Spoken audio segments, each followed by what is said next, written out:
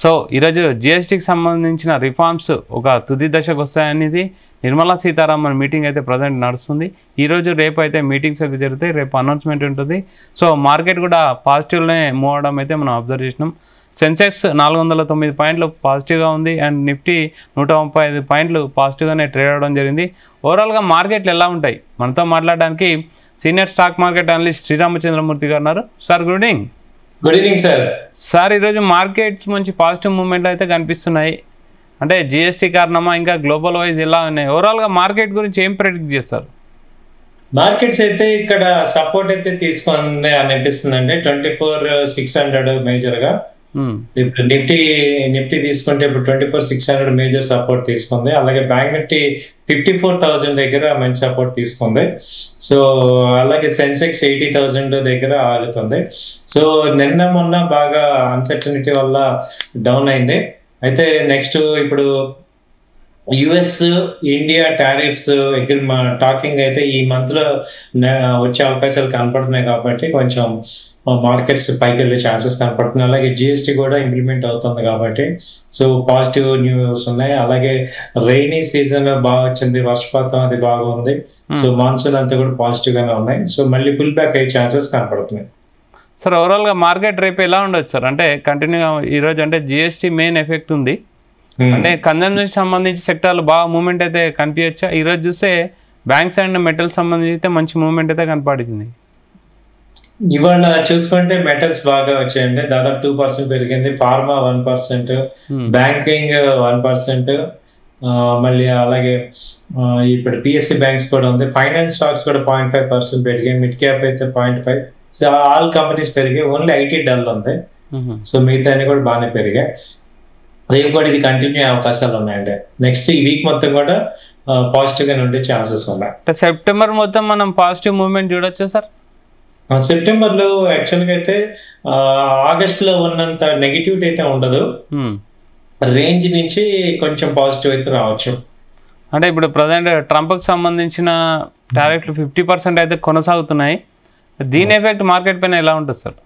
అది US court కూడా October 12th వరకే ఇచ్చింది కాబట్టి ఈ డెడ్ లైన్ లోపు అక్కడ యుఎస్ లో కూడా దీని మీద నెగిటివిటీ వచ్చింది కాబట్టి మళ్ళీ వాళ్ళు ఒక తగ్గించడం కానీ లేకపోతే నెగోసియేషన్ కానీ ఇవన్నీ జరిగే అవకాశాలు ఉన్నాయి ఈ నెలలో.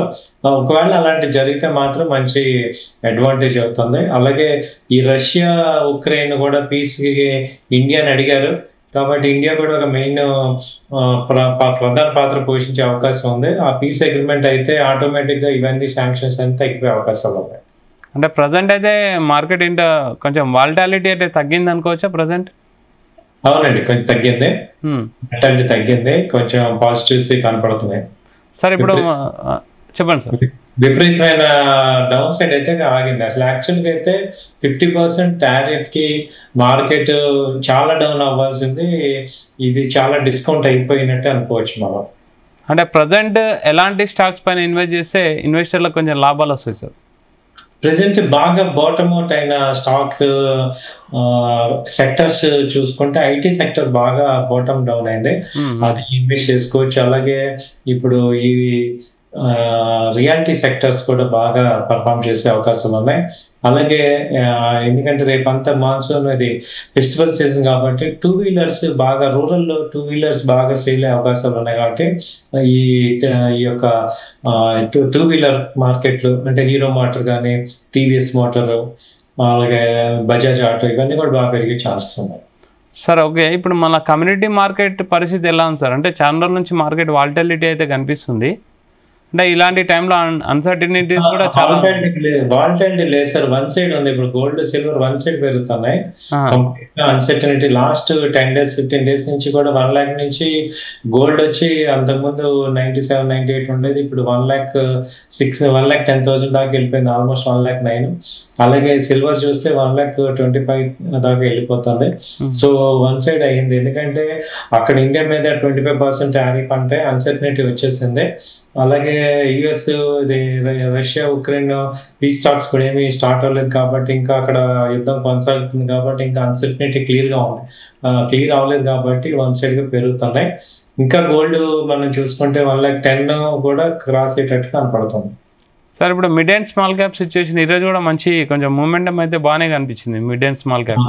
అవునండి. Okay, mid and small cap is right. ఇప్పుడు ఇన్వెస్టర్స్ కి పానిక్ అవ్వకుండా మంచి మనకి అడ్వైజ్ ఇవ్వమంటే మిడ్ అండ్ స్మాల్ క్యాప్ లో మీ యొక్క క్యాపిటల్ ని పెట్టుకొని ఇన్వెస్ట్ చేయటం అనేది బాగుంది. మంచి స్ట్రాంగ్ బాగా కరెక్షన్ అయ్యాయి కాబట్టి పైకి వెళ్ళే ఛాన్సెస్ ఉన్నాయి. Okay sir, thank you sir, thank you very much. Thank you, నమస్తే. సో ఇది ఇవాళ market updates. Keep watching Zee Telugu news.